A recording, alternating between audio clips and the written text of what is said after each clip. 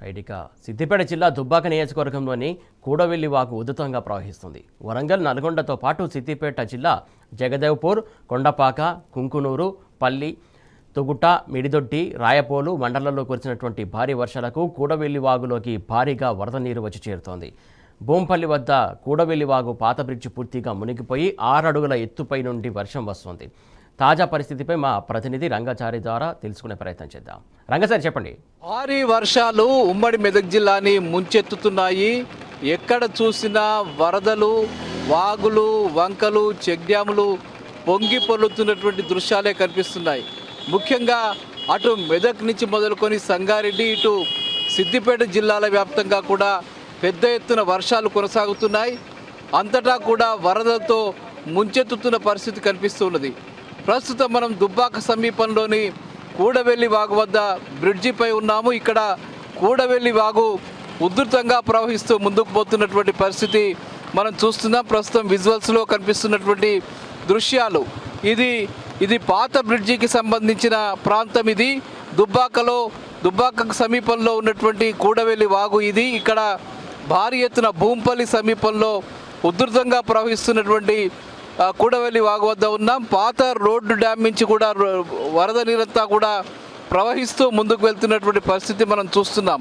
అటు వరంగల్ జిల్లాలో, నల్గొండ జిల్లాలో కురుస్తున్నటువంటి భారీ వర్షాల నేపథ్యంలో నల్గొండ జిల్లా నుంచి ఉధృతంగా వస్తున్నటువంటి వరద నీరంతా కూడా కూడవెల్లి వాగులోకి వస్తుంది. అక్కడి నుంచి ప్రవహించేటువంటి కూడవెల్లి వాగు ప్రజ్ఞాపూర్ దగ్గర ప్రారంభమై, కొడకండ్ల దగ్గర ప్రారంభమై ఇక్కడి వరకు కూడా ఇది ఉధృతంగా ప్రవహిస్తూ ముందుకు వస్తుంది. ఇక్కడి నుంచి ఇది నర్మాల, అంటే మిడ్మానేరులో ఉండేటువంటి నర్మాల వరకు కూడా ప్రవహించేటువంటి పరిస్థితి ఉంటుంది. కాబట్టి ఈ నీళ్ళన్నీ కూడా అందులోకి వెళ్తూ ఉన్నాయి. అక్కడ మానేరు డ్యాంలోకి ఈ నీళ్ళన్నీ ప్రవహిస్తూ వెళ్తూ ఉంటాయి. ఇది సాధారణంగా ఇటీవలి కాలంలో ఇంత పెద్ద వరదని మనం చూసి ఉండము. చాలా ఏళ్ల తర్వాత మళ్ళీ ఇంత పెద్ద సంఖ్యలో వరద నీరు రావడం అనేది ఇప్పుడే చూస్తున్నామని చెప్పి ఈ ప్రాంతానికి సంబంధించిన ప్రజలు చెప్తూ ఉన్నారు, రైతులు కూడా చెప్తూ ఉన్నారు. ఈ నీళ్ళన్నీ కూడా పెద్ద ఎత్తున వరదగా వెళ్తున్న నేపథ్యంలో నిన్న పోతారెడ్డిపేట సమీపంలో కొంత ఇబ్బందికరమైనటువంటి పరిస్థితి ఏర్పడింది. నిజాంపేట వద్ద కూడా కొంత ఇబ్బందికరమైన పరిస్థితి ఏర్పడింది. ఆ ప్రాంతంలోని చెరువులు, వాగులు నిండి ఉధృతంగా ప్రవహించిన నేపథ్యంలో అటు వ్యవసాయ పనుల కోసం వెళ్ళినటువంటి 3 రైతులు వాళ్ళు అటువైపుగా చిక్కుకుపోయినటువంటి పరిస్థితి అక్కడ కనిపించింది. అయితే నిన్న రాత్రంతా కూడా వాళ్ళు అక్కడే జాగారం చేయాల్సిన పరిస్థితి ఏర్పడింది. వాళ్ళని ఈరోజు ఉదయం ఎన్డీఆర్ఎఫ్ బృందాలు, పోలీసులు కలిసి వాళ్ళను రెస్క్యూ చేసి వాళ్ళని కాపాడడం జరిగింది. చాలా గ్రామాల్లో సిద్దిపేట ఉమ్మడి జిల్లా వ్యాప్తంగా ఉన్నటువంటి అనేక వాగులు, వంకలు పొంగి పొర్లుతున్నాయి. అటు సిద్దిపేట సమీపంలో ఉన్నటువంటి నంగనూరు మండలం కాదావాగు, అటు మందపల్లి వాగు, తడకపల్లి వాగులు, ఈ వాగులన్నీ కూడా ఉధృతంగా ప్రవహిస్తున్నాయి. దుబ్బాక నియోజకవర్గంలోని వాగులు, వంకలన్నీ కూడా ఉధృతంగా ప్రవహిస్తున్నటువంటి పరిస్థితి కనిపిస్తూ ఉన్నది. చాలా చెరువులు నిండిపోయి పొంగి పొర్లుతున్నటువంటి పరిస్థితి, అక్కడ అలుగులు పారుతున్న పరిస్థితి. ఈ నేపథ్యంలో అంతటా కూడా అప్రమత్తమైనటువంటి పరిస్థితి కనిపిస్తూ ఉంది. ముఖ్యంగా సిద్దిపేటలోని శ్రీనగర్ కాలనీ అంతా కూడా జల దిగ్బంధంలో చిక్కుకొని పోయినటువంటి పరిస్థితి అక్కడ ఉంది. తొగుటలోని మాందాపూర్కు సంబంధించిన ప్రాంతంలో నిన్న అర్ధరాత్రి కురిసినటువంటి వర్షానికి పెద్ద ఎత్తున ఇళ్లలోకి నీళ్లు వచ్చిన నేపథ్యంలో ప్రజలంతా ఇబ్బందులు ఎదుర్కొన్నటువంటి పరిస్థితి కనిపించింది. ఇక ఉమ్మడి మెదక్ జిల్లాలోని మెదకు, సంగారెడ్డి ప్రాంతంలో కూడా ఇదే విధంగా వర్షాలు కురుస్తూ ఉన్నాయి. 3 రోజులుగా ఇదే పరిస్థితి కొనసాగుతుంది. మెదక్లో కూడా పెద్ద ఎత్తున వర్షాలు కురిసిన నేపథ్యంలో అక్కడ ఆ జిల్లా అంతా కూడా అతలాకుతలమైన విషయం మీకు తెలిసిందే. ఈ నేపథ్యంలోనే అక్కడ పోచారం ప్రాజెక్టుకు సంబంధించి కూడా పెద్ద ఎత్తున ప్రమాదకరమైన పరిస్థితుల్లో అక్కడ వరద నీరు వచ్చి ప్రవహిస్తున్న నేపథ్యంలో అక్కడ కూడా ఇబ్బందికరమైనటువంటి పరిస్థితి ఏర్పడింది. అక్కడ కూడా రెస్క్యూ ఆపరేషన్స్ కొనసాగుతున్నాయి. ఒక కట్ట చాలా ప్రమాదకరమైనటువంటి పరిస్థితిలో ఉన్న నేపథ్యంలో అక్కడ కింద ఉన్నటువంటి 2 గ్రామాలకు సంబంధించిన ప్రజల్ని కూడా మెదక్కు తరలించి అక్కడ వాళ్ళకి ఆశ్రయం కల్పిస్తూ ఉన్నటువంటి పరిస్థితి ఉంది. ముఖ్యంగా మరి 4-5 గ్రామాలకు సంబంధించిన ప్రజల్ని కూడా అక్కడి నుంచి తరలిస్తూ ఉన్నారు. ఆ ప్రాంతాల్ని మాజీ మంత్రి హరీష్ రావు, అక్కడి మాజీ ఎమ్మెల్యే పద్మా దేవేందర్ రెడ్డి, షేరి సుభాష్ రెడ్డి వీళ్ళంతా కూడా పరిశీలించి అక్కడి పరిస్థితులను సమీక్షించి తక్షణమే ప్రజలందరికీ కూడా సహాయక చర్యలు చేపట్టాలని చెప్పి వాళ్ళు కోరడం జరిగింది, ప్రభుత్వాన్ని ఆదేశించడం జరిగింది. ముఖ్యంగా ప్రభుత్వం నిద్రపోకుండా ప్రజలకు సహాయ సహకారాలు అందించాలని కూడా వాళ్ళు కోరడం జరిగింది. ఇక అటు రాజాపేట ప్రాంతంలోనైతే భారీ ఎత్తున 45 సెంటీమీటర్ల వర్షపాతం నమోదైంది. ఆ ప్రాంతంలోని అనేక ప్రాంతాల్లో అనేక గ్రామాల్లో కూడా 20 నుంచి 27 సెంటీమీటర్లు 30 సెంటీమీటర్ల వర్షపాతాలు కూడా నమోదైనటువంటి పరిస్థితి అక్కడ కూడా కనిపించింది.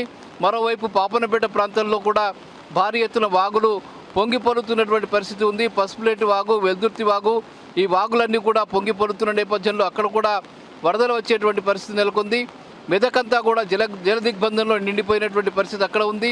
ఇక రామాయంపేట ప్రాంతంలో కూడా పెద్ద ఎత్తున వరదలు వచ్చి చేరినటువంటి పరిస్థితి అక్కడ కూడా కనిపించింది.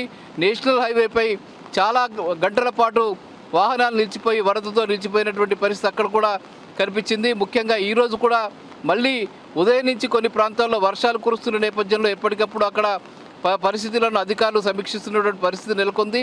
మరోవైపు మెదక్ పాపనపేట సమీపంలో ఉన్నటువంటి ఏడుపాయల వనదుర్గా భవానీ క్షేత్రం వద్ద ఉధృతంగా నీళ్లు ప్రవహిస్తూ ముందుకు వెళ్తున్నాయి. ఇప్పటికి దాదాపు 15 రోజులుగా అక్కడ దేవాలయంలో అమ్మవారికి పూజలు నిలిచిపోయాయి.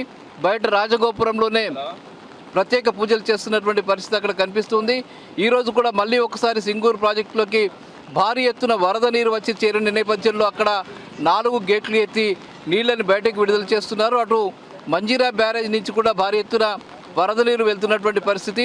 కొంత సింగూరు ప్రాజెక్టుకు సంబంధించిన కట్ట కూడా ప్రమాదకరమైనటువంటి పరిస్థితి ఉన్న నేపథ్యంలో ఇరిగేషన్ శాఖ అధికారులు అక్కడ ఉండి కొంత సమీక్ష చేస్తున్నారు. అయితే గతంలో ప్రభుత్వం దానికి నిధులు మంజూరు చేయకపోవడం ఫలితంగా ఈ సమస్య వచ్చిందని చెప్పి అధికారులు చెప్తూ ఉన్నారు. ముఖ్యంగా అక్కడి రైతులు కూడా చెప్తున్నారు. 2 సంవత్సరాలుగా ఈ కట్టను రేవంత్ రెడ్డి ప్రభుత్వం పట్టించుకోకపోవడం వల్ల ఈ పరిస్థితి వచ్చిందని చెప్పి అటు మంజీరా బ్యారేజ్కు ఇటు సింగూరు ప్రాజెక్టు కూడా సమస్యలు తలెత్తుతున్నాయని చెప్తున్నారు. అటు పాపనపేటకు సంబంధించిన ప్రాంతంలో కూడా పెద్ద ఎత్తున వరదలు వస్తూ ఉన్నాయి. అన్ని ప్రాంతాల్లో ముఖ్యంగా మెదక్ జిల్లాలోనైతే అన్ని ప్రాంతాల్లో కూడా చెరువులు, కుంటలు, వాగులు, వంకలు కూడా పొంగి పొరుతున్నటువంటి పరిస్థితి. ఇటు సిద్దిపేట జిల్లాలోనూ అదే పరిస్థితి నెలకొని ఉన్నది.